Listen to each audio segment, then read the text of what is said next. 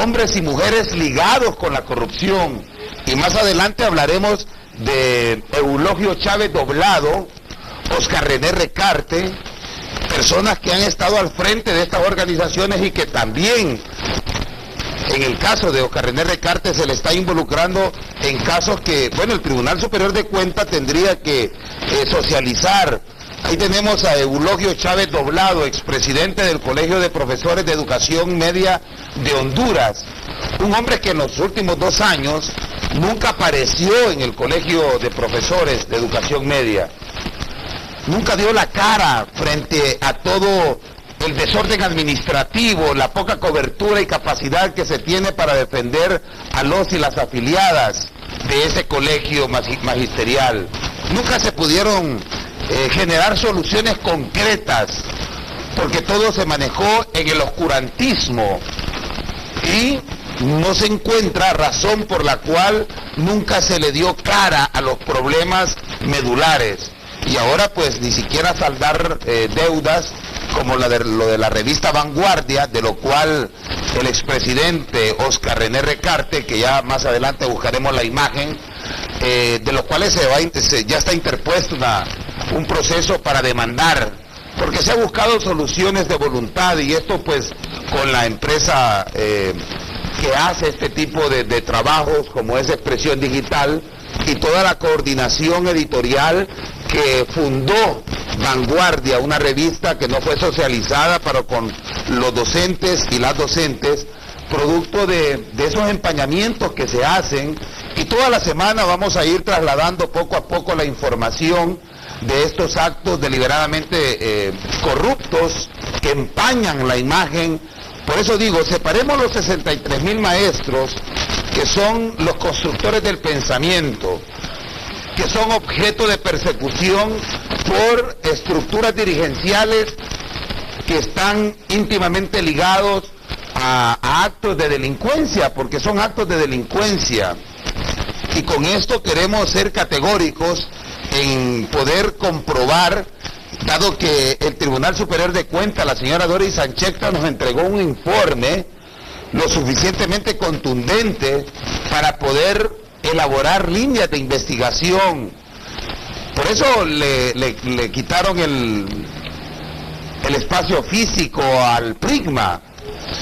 Y los docentes son los que están pagando la factura negativa de los saldos rojos que han ejecutado acciones como las que he mencionado. Por eso usted no ve ahora un movimiento magisterial acompañando ninguna movilización. Ya no tienen poder de convocatorias, plácidos, cuasi cobardes, porque no tienen la catadura moral, no tienen los estratagemas que en su momento veíamos a un beligerante magisterio que por sí mismo era capaz de parar el país, donde los presidentes al primer sector a convocar para generar una agenda de país, un plan de país, era a los colegios magisteriales. Hoy la Federación de Organizaciones Magisteriales de Honduras, la FON, desarticulada, al igual que la FONCA, la Federación Organización de Magisteriales de Centroamérica, una figura, una representación física que obedece obviamente a actividades y actitudes muy al margen de la naturaleza por la que nace en 1963 los colegios magisteriales, pisoteando así la sangre de hombres como Félix Murillo, Roger Abraham Vallejos, José Manuel Flores Arguijo, Ilse Ivania Velázquez, mujeres y hombres que murieron por las conquistas magisteriales, pero que ahora no está presupuestado en la agenda magisterial poder encarar una lucha contra un ministro que, dicho sea de paso, sin argumento alguno, con posicionamientos incluso nefastos y también vinculados a la corrupción, no se le pudo debatir 200 días de encarcelamiento para con los niños y niñas, y hablando de reformas educativas. La pregunta instalada es, ¿por qué el magisterio no pudo revertir esa maniobra mediática de los 200 días clase? ¿Y por qué cuando le tocó combatir al ministro de Educación, el señor Marlon Escoto, con Héctor Savillón, por ejemplo, director de la Elbel School, o con la Pedagógica, al segundo debate ya no tenía argumentos. ¿Por qué el magisterio no ha tenido la capacidad en su dirigencia? Cuidado con esto. Ya no tiene razón de ser entonces la apertura de los colegios magisteriales, y ahora lo que andan es persiguiendo los mismos gremios a personas que sacaron préstamos en los colegios magisteriales, que son sus mismos dividendos, y es ridículo pensar que le anden echando bancos para que tengan que pagar esos préstamos personas que se han retirado. Entendemos la voluntad de esos 63,000 docentes que pudieron revertir la CAP, por ejemplo, ideas que no son propias de la dirigencia magisterial, sino que fueron producto de asesoramientos que se dieron de hombres y mujeres que hemos tenido una muy buena voluntad y que hemos entendido que son los movimientos sociales los que pueden darle respuesta a esas ridículas ponencias que tiene el orden ejecutivo. Cuando habla de interventores, por ejemplo, de la talla de Vilma Morales, que fue magistrada de la Corte, presidenta de la Corte Suprema de Justicia, y le generó cualquier cantidad de cartas de libertad al ahora privado de libertad señor Rafael Leonardo Callejas, declarado culpable por delitos de soborno y de malversación de fondos, o sea, delincuentes. ¿Por qué entonces no se ha podido? ¿Y por qué ya no se tiene un movimiento social fuerte, sindicatos beligerantes? Nosotros conocimos un sindicato de trabajadores de las bebidas y similares como el Estivis, silenciados, y ahora los modelos de contratación para nuestros compañeros que trabajan son por hora. Y no hay una respuesta de los sindicatos. Las centrales obreras, por otra parte, los sindicatos del Instituto Hondureño de Seguridad Social, que no ha tenido una coherencia. Por tanto, la oposición partidaria manifestada en el hemiciclo legislativo continúa haciendo de tumbos sin poder detener ninguna de las planificaciones, y ahora envueltos en esto de la reelección. Para tener un panorama más holístico de la realidad hondureña, nos damos cuenta que estando el movimiento social desarticulado y teniendo una esperanza muy cobarde para que el próximo comicio electoral le pueda devolver la conquista, lo cual es algo utópico, algo irrealizable, con todo lo que se está viendo de un aparato ejecutivo manifestado en los diferentes poderes del Estado, que tiene la capacidad de poder incluso decir que se puede gobernar 50 años en un país. Eso, sin duda alguna, que no está ocupando ni preocupando al magisterio, ni a las centrales obreras, ni a los sindicatos, ni a un desactivado Frente Nacional de Resistencia, que ahora mismo se ha focalizado en una contienda electoral y en una disputa de movimientos al interno de un proyecto político electoral, donde hoy el disidente puede decir cualquier cantidad de cosas, una serie de nebulosas, como también está pasando en PAC, como pasa ahora mismo en el Partido Liberal, donde diputados vinculados a la corrupción. Es un panorama totalmente sombrío, y cada día el individuo, o la mujer o el hombre, que está esperando que le cambie el 16 de abril, que le cambie el 20 de mayo, que le cambie el 2017, ve diluida cada día más la posibilidad de encontrarse nuevamente con aquellos espacios de trabajo que le daban confort, con aquellos espacios de jovialidad, de camaradería en los barrios y colonias. Sigue un pueblo siendo víctima de los flagelos de la criminalidad, de la violencia y la opacidad de los sectores que ahora ya no se le puede llamar organizados. Y si acaso se organizan, son pequeñas mafias enquistadas en los diferentes colegios, como el colegio médico, colegio de abogados, que no tienen una ponencia seria, que no tienen un cordón entrelazado de una agenda popular con las grandes mayorías para darle una respuesta a esas decisiones arbitrarias que se toman a diario en nuestro país. Estamos a merced de las circunstancias y la pregunta es, ¿quién habrá de cambiar la realidad? Si en manos de quien está la posibilidad, cuidado, de tomar decisiones para cambiar la realidad, son los mismos que han hundido al pueblo hondureño. Y por otra parte, esa gran oscuridad en la taberna magisterial,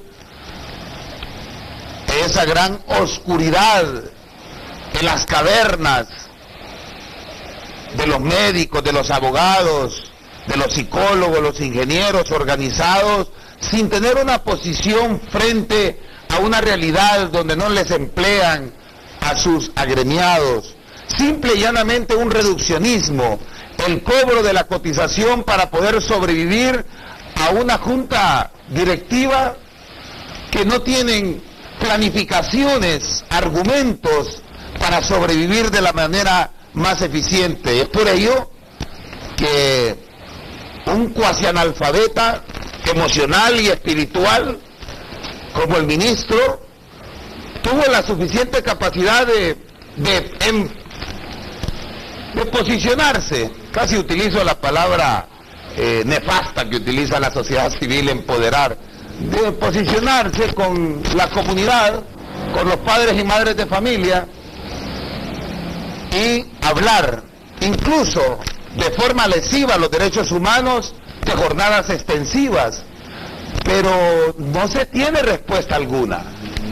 Y no se tiene respuesta alguna porque los actores del fracaso, y volvemos a la imagen de Pedro Arnaldo Pinto, para citar un ejemplo, dado que esta semana hablaremos y haremos un corte crítico de todas las estructuras que realmente siguen ahogando al hondureño y a la hondureña.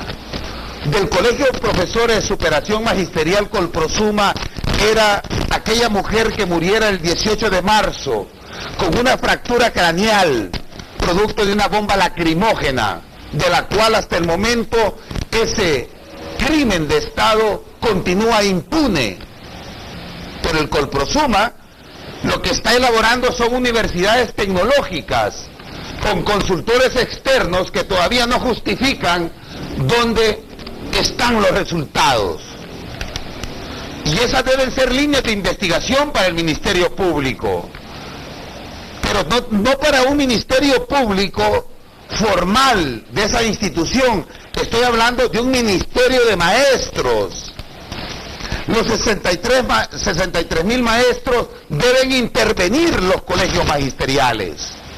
No es posible que por decisión de 3 o 4 se les hayan quitado las instalaciones, se les esté amenazando con quitarles los bienes y que no haya respuesta para generar una solución. Que no haya posibilidades concretas de instalarle una solución y que cada día se pierdan más conquistas. Un estatuto del docente derogado, donde ahora el trabajador del pensamiento es contratado por hora, pero no hay respuestas. ¿Quién puede garantizar? Unas juntas de selecciones que no tienen nombramientos, no son tomadas en cuenta, dando paso así al clientelismo político, donde por referencias del diputado o de la alcaldesa o del alcalde se empieza a emplear a un docente que ni siquiera ha tenido la posibilidad de egresar de las universidades que lo certifican para ejercer la docencia. ¿En manos de quién está entonces el destino y el futuro del pueblo hondureño? ¿En manos de las transnacionales y cedidas de manera tan cobarde? ¿Por qué no tener el mismo ahínco, la misma capacidad para cuando andaban en campañas electorales, hacer una planificación medianamente congruente para luchar por el esclarecimiento de que esas mismas transnacionales, que ese mismo capital monopólico se apoderó de la educación y la privatizó, y que no ha podido tener respuesta y el pueblo les ha acompañado en esa lucha.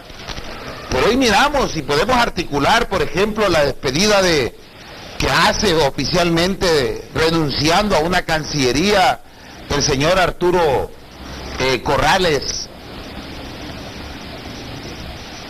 ¿Usted cree que es algo disperso? ¿Cree que es algo que es al azar, cuando son tecnócratas sistémicos que no tienen posibilidades de errores, que hayan encontrado esa fácil renuncia y que se tome y ahora va a pasar a otros cargos? Hay una crisis en las instituciones políticas. Por eso es que le han prestado la firma a partidos emergentes para que se puedan constituir. Pero ¿quién está capitalizando toda esa complejidad, esa corrupción política? No la está capitalizando nadie. Porque el movimiento social, reitero en esto, ha desactivado sus luchas. Porque sus dirigencias, ligadas a la corrupción, les pusieron un bozal. Y ahí vamos a poner al que tiene la imagen atrás del Imprema, y ahí vamos a darnos cuenta, un hombre que también ha librado la lucha en los tribunales, y ellos son los causantes del gran problema del magisterio en Honduras. Ellos son los autores del fracaso de la educación en el país. Ellos son los que han notariado de forma muy emblemática, con letras góticas, el fracaso magisterial en el país. Ellos fueron los que llegaron a los colegios magisteriales, luego al Imprema, y luego están con informes grandísimos por actos deliberadamente corruptos. Pero el Ministerio Público, el de oficio, es decir, de institucionalidad, tendría que buscarlos a ellos y no perseguir a 63,000 docentes. Tiene que buscar a las mafias, a los dueños de los colegios magisteriales, porque de las instalaciones se deben encargar los 63,000 docentes, de intervenirlos, de hacer recuperación de sus bienes. Porque ¿dónde están esas cotizaciones multimillonarias que siguen cayendo, ahora convertidos en empresa como el Colprosuma? ¿Por qué no es una bandera de lucha para el Colprosuma pedir el esclarecimiento del asesinato vil y cobarde de ese 18 de marzo de la compañera Ilse Ivania Velázquez, hermana de Manfredo Velázquez, otra víctima, desaparecido en los 80 y que también quedó impune?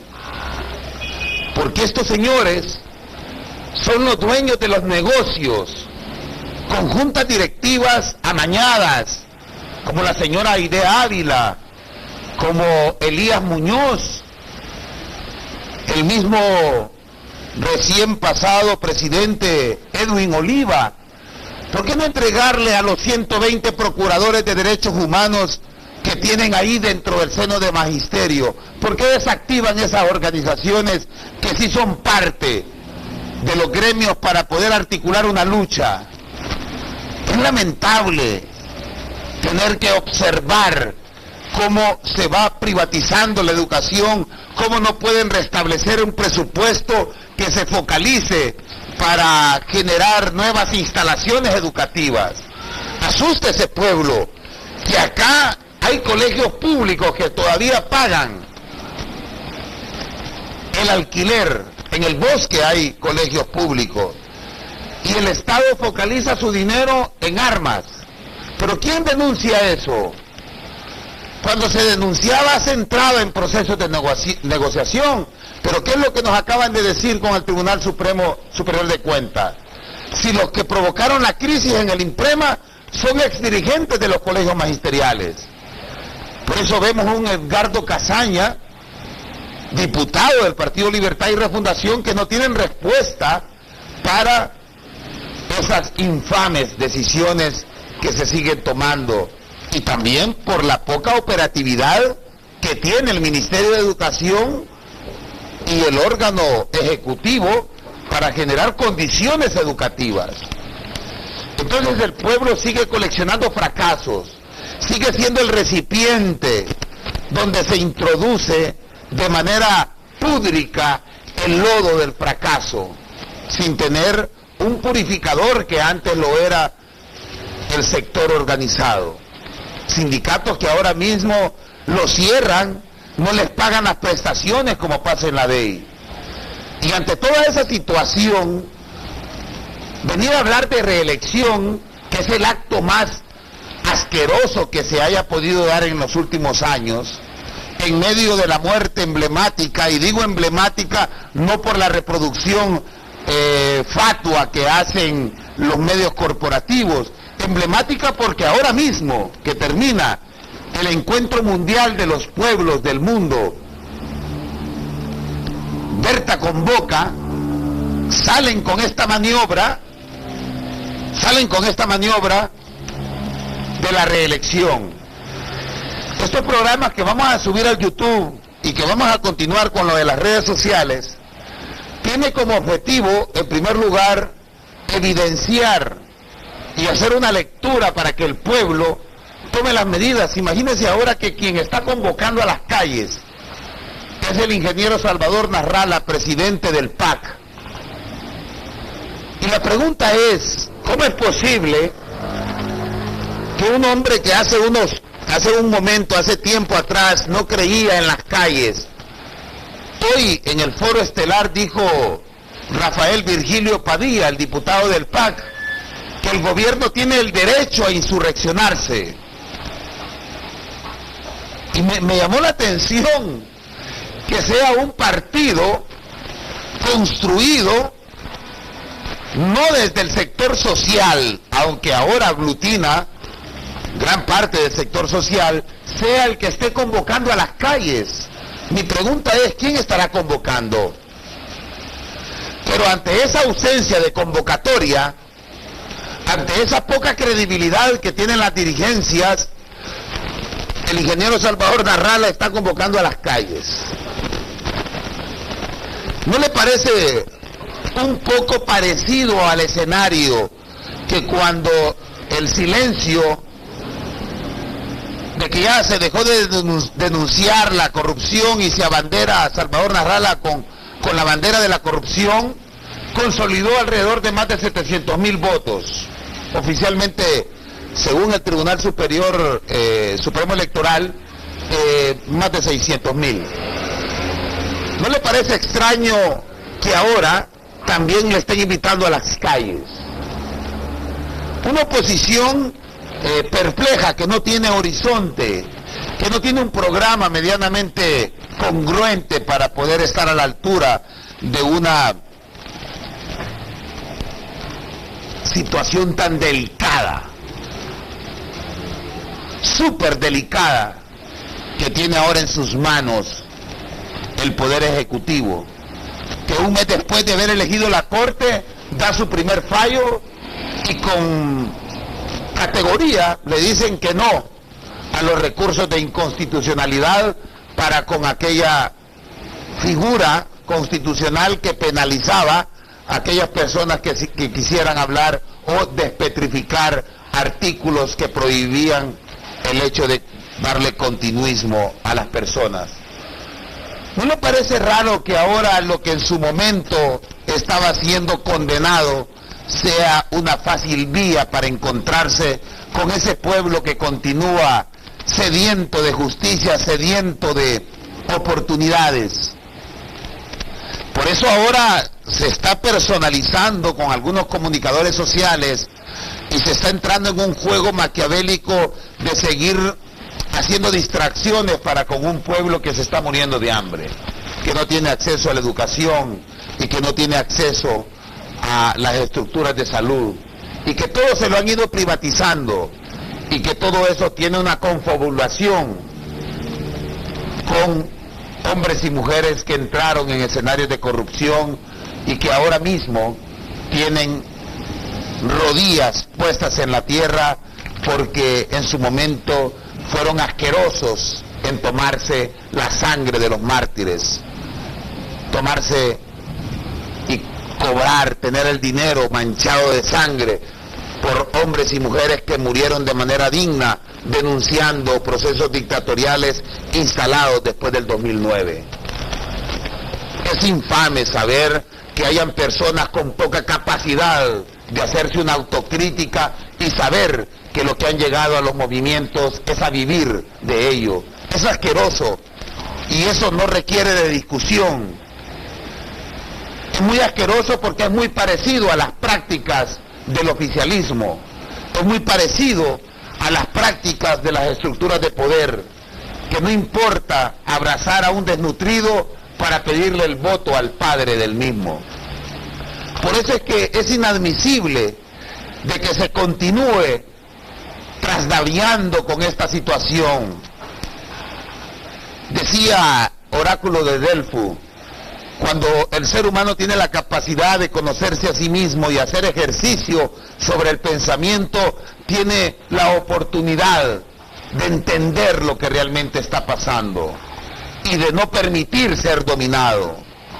Y aquí el fracaso del movimiento social tiene nombre y apellido. Y es por ello que el pueblo tiene que organizarse desde su base, sin seguir enarbolando caudillos de diferentes colores.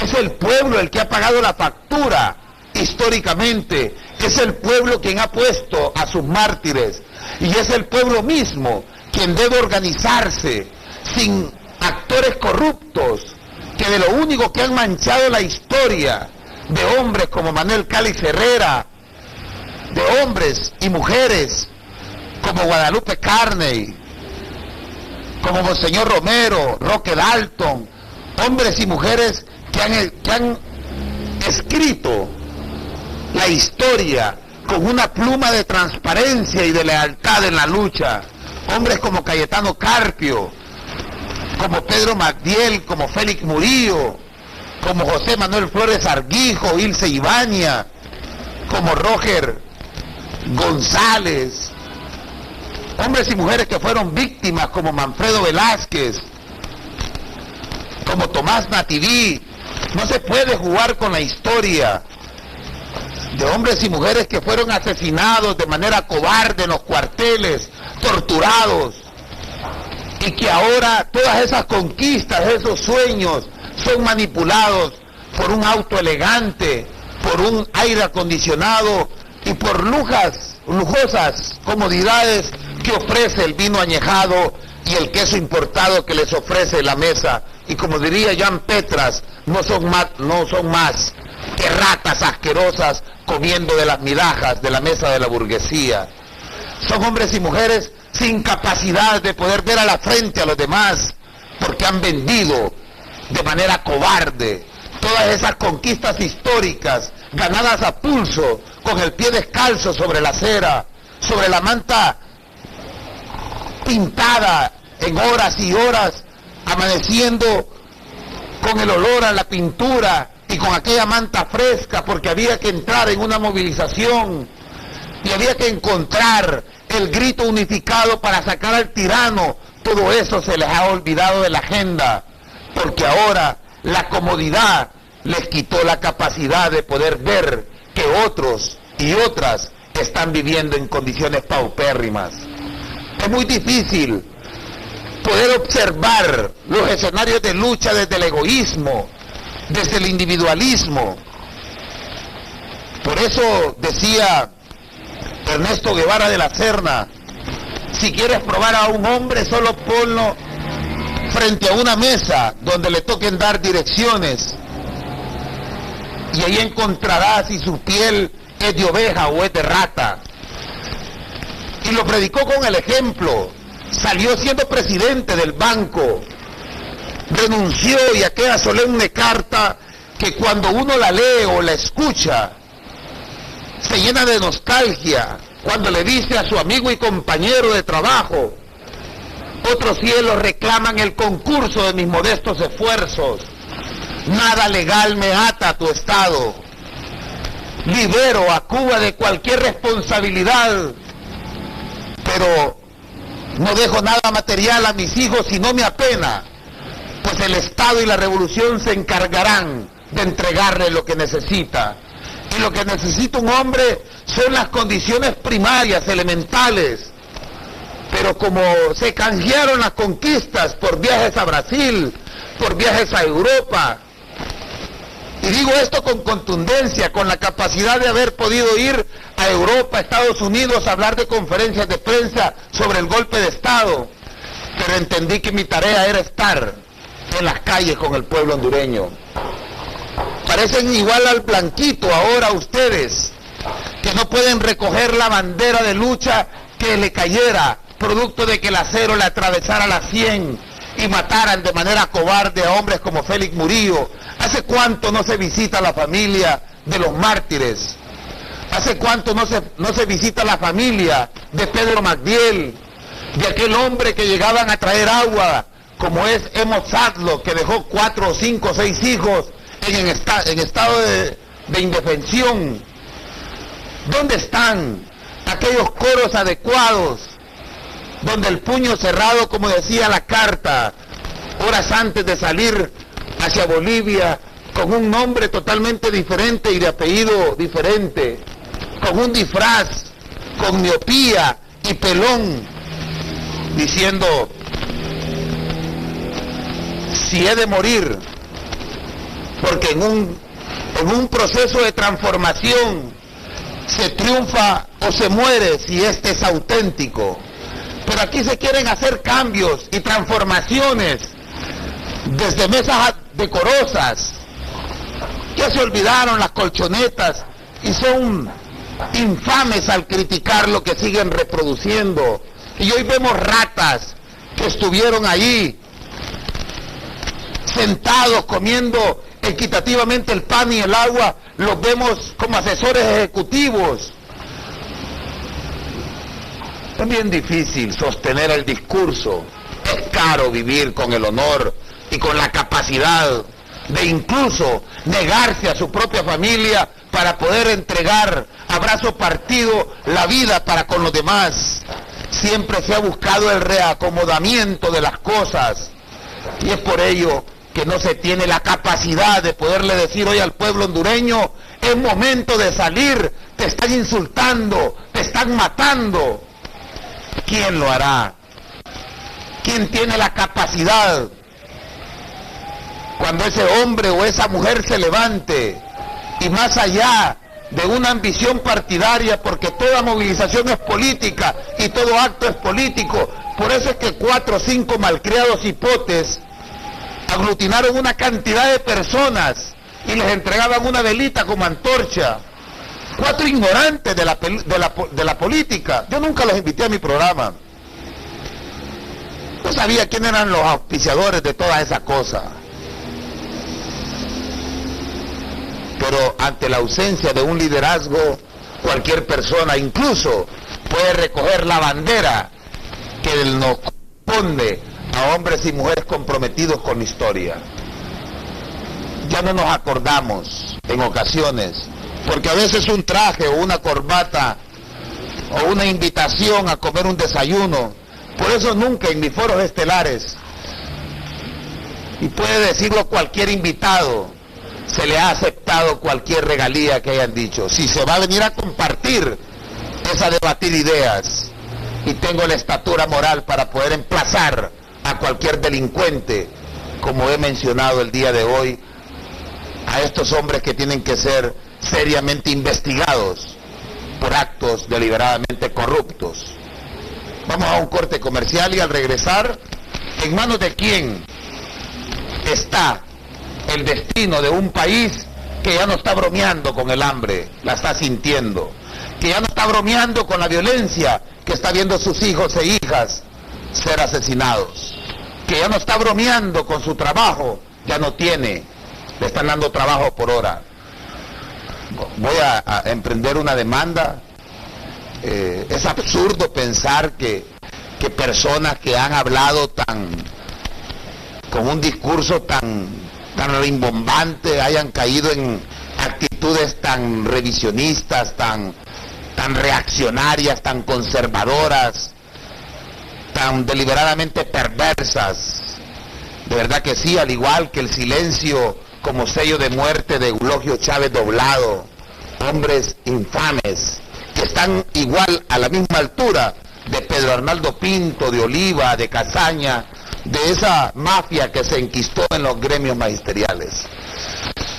El Tribunal Superior de Cuentas, invitamos al pueblo hondureño a que tenga esa información, ha subido informes, pero también hay informes clasificados, e invitamos a que se abran líneas de investigación de todos esos actos que se han hecho y que obviamente cobran y terminan con la posibilidad concreta de encontrar a aquellos que mataron a nuestros compañeros y compañeras que sí trataban de luchar de manera contundente, clara y transparente. Se nos ha olvidado que la naturaleza de la esencia humana no está en 2 más 2. Y eso lo entendía muy bien. Mujica extendió otro discurso muy importante hablando sobre realmente en qué consiste todo el desorden, pero a la vez un orden mundial que liquida a los seres humanos y que los hace vivir como nada, en la nada, para nada. Y cuando se les necesita, lo llegan a buscar por un voto. Lo llegan a buscar, le pintan la casa, le ponen un techo, le echan cemento a su piso, le arman un fuego y le regalan 2 leños de ocote para que pueda echar tortillas. Y luego comprometerlo con una regalía paupérrima de su mismo impuesto, de su misma vida, de 10.000 lempiras, para que se pueda luego encontrar con ellos en las urnas, y la imagen donde le han puesto a que marque es necesario poderla oprimir porque ya se le ha generado y comprado la voluntad. Es bien difícil contemplar cómo puede cambiar esto, y es fácil. 63.000 docentes deben de recuperar el orden de la lucha. Son ellos los que deben autoconvocarse y superar la voluntad paupérrima y corrupta de las dirigencias. Los médicos tienen el papel histórico de superar, ahora con Suyapa Figueroa al frente, de superar esas medidas absurdas y tener un planteamiento sólido y contundente con el tema de salud en el país. Asimismo, el Colegio de Abogados, si acaso le duelen todos sus mártires, todos sus hombres y mujeres que han asesinado, tiene el deber moral de emplazar a aquellos y aquellas que violentan la Constitución de la República. De lo contrario, tienen que ser los abogados los que superen la voluntad de esos colegios entronizados por las mafias, y tienen que ser las mayorías las que decidan el curso de esas luchas que reivindiquen la conquista de los pueblos. Ya no podemos seguir estimulando de ninguno de los sectores actos de corrupción. Es un imperativo categórico que salga la academia, y no estoy hablando de las rectorías, que salgan los intelectuales, las intelectuales, para que se desdibuje aquello que decía Aristóteles: la cobardía de los pueblos es el silencio de los cobardes. La cobardía de los pueblos es el silencio de los intelectuales. Es un imperativo ético, categórico, que todos y todas aquellos que no hemos tenido vínculos con la corrupción tengamos que tener un posicionamiento, que ya no se puede seguir amedrentado dando clases en la Universidad Nacional Autónoma de Honduras, porque 3 o 4 personas siguen manipulando la voluntad. Se deben organizar a los estudiantes, a las estudiantas, y defender y liberar a un pueblo que está condenado a vivir condiciones infrahumanas. Yo les agradezco haber compartido conmigo esta semana. Espero reencontrarme con ustedes el lunes, si acaso así lo permiten los órganos represivos en el estado que vivimos. Encontrarme con ustedes en otro foro donde abordaremos un análisis con esos actores que están fuera de la corrupción. Soy Milton Benítez, lo invito a que continúe con Noticias y Debates, y que a las 9:30 pueda haber la repetición de Foro 13 y encontrarnos el lunes. Lo dejo con las palabras de Mojica, ese hombre que entendió que no era llenando las cuentas bancarias que se cambiaban las naciones, sino que era viviendo de la manera más sencilla, porque al final de todo en el cementerio ahí termina el orgullo, termina el dinero, termina el prestigio, la plata, el oportunismo y el ridículo papel de aquellos y aquellas que han sido traidores y traidoras al pueblo.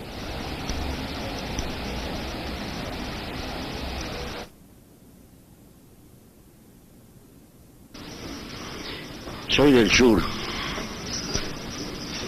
vengo del sur. Esquina del Atlántico y el Plata, mi país. Es una penillanura suave, templada, pecuaria. Su historia de puertos, cueros, tasajo, lanas y carne. Tuvo décadas púrpuras de lanzas y caballos, hasta que por fin, al arrancar el siglo XX, se puso a hacer vanguardia en lo social, en el Estado, en la enseñanza.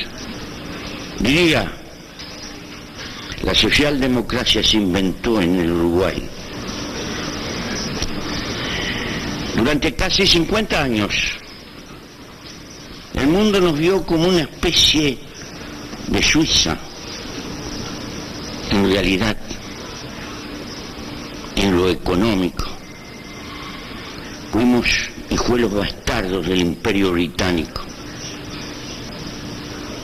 Y cuando este sucumbió, vivimos las amargas mieles de términos de intercambio funestos y quedamos estancados, añorando el pasado casi 50 años, recordando Maracaná, nuestra hazaña deportiva. Hoy hemos resurgido en este mundo globalizado, tal vez aprendiendo de nuestro dolor. Mi historia personal, la de un muchacho, porque alguna vez fui muchacho, que como otros quiso cambiar su época y su mundo tras un sueño, el de una sociedad libertaria y sin clases. Mis errores en parte son hijos de mi tiempo, obviamente los asumo, pero hay veces que me grito con nostalgia: ¿quién tuviera la fuerza de cuando éramos capaces de abrevar tanta utopía?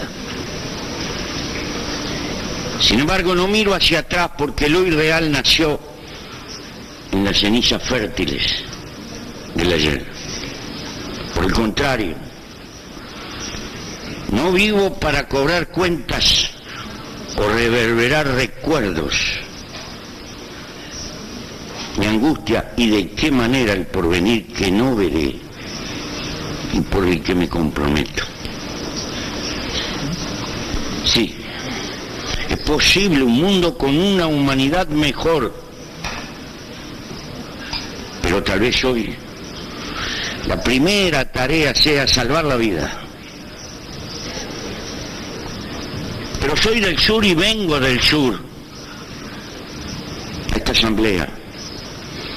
Cargo inequívocamente con los millones de compatriotas pobres en las ciudades, en los páramos, en las selvas, en las pampas, en los socavones de la América Latina, patria común que se está haciendo. Cargo con las culturas originarias aplastadas, con los restos del colonialismo en Malvinas, con bloqueos inútiles a a ese caimán bajo el sol del Caribe que se llama Cuba. Cargo con las consecuencias de la vigilancia electrónica, que no hace otra cosa que sembrar desconfianza que nos envenenan inútilmente. Cargo con una gigantesca deuda social y con la necesidad de defender la Amazonia, los mares, nuestros grandes ríos de América. Cargo con el deber de luchar por patria para todos y para que Colombia pueda encontrar el camino de la paz. Y cargo con el deber de luchar por tolerancia. La tolerancia se precisa para con aquellos que son distintos y con los que tenemos diferencias y discrepamos. No se precisa la tolerancia para los que estamos de acuerdo. La tolerancia es el fundamento de poder convivir en paz y entendiendo que en el mundo somos diferentes. El combate a la economía sucia, al narcotráfico, a la estafa y el fraude, a la corrupción, plagas contemporáneas prohijadas por ese antivalor, ese que sostiene que somos más felices si nos enriquecemos, sea como sea. Hemos sacrificado los viejos dioses inmateriales y ocupamos el templo con el dios mercado. Él nos organiza la economía, la política, los hábitos, la vida, y hasta nos financia en cuotas y tarjetas la apariencia de felicidad. Parecería que hemos nacido solo para consumir y consumir, y cuando no podemos, cargamos con la frustración, la pobreza y hasta la autoexclusión. Lo cierto hoy, que para gastar y enterrar los detritos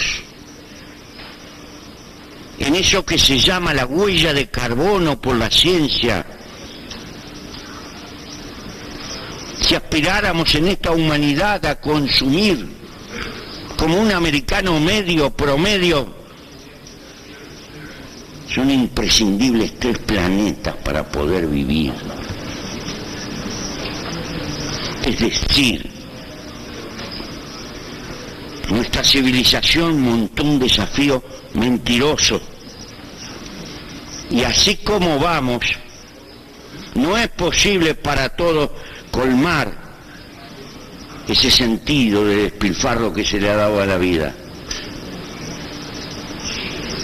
Que en los hechos está masificando como una cultura en nuestra época, siempre dirigida por la acumulación y el mercado. Prometemos una vida de derroche y despilfarro.